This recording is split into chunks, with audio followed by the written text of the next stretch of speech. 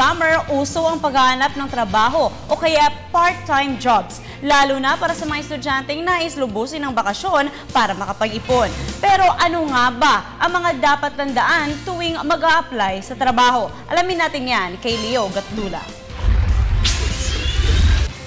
Dapat maging laging handa. Ito ang payo ni Labor Secretary Rosalinda Baldo sa mga naghahanap ng trabaho. Kung pupunta sa mga job fair, lalo na yung mga job fair ng Department of Labor and Employment, dapat na nakahanda na ang things to bring ng isang aplikante.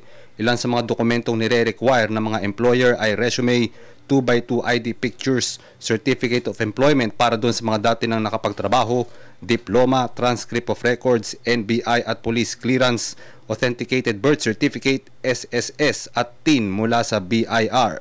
Ayon kay Baldos, mas mapapadali ang pagpaproseso ng aplikasyon kung nakahanda na ang mga naturang dokumento.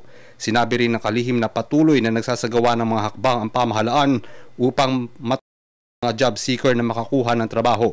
Isa na rito ang pagbibigay ng mga training ng Technical Education and Skills Development Authority o TESDA. Ilan sa mga training na ito ay sa sektor ng electronics, agrikultura at pangingisda, processed food and beverages, turismo, kalusugan, information and communications technology, at paggawa ng damit, sapatos at furniture. Kaya sa mga naghahanap ng trabaho, kailangan nyo ang mga dokumento at ang relevant skills o kakayahan na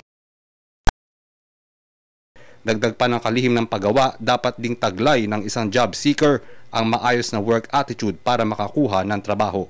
Para sa Telebisyon ng Bayan, Leo Gatdula.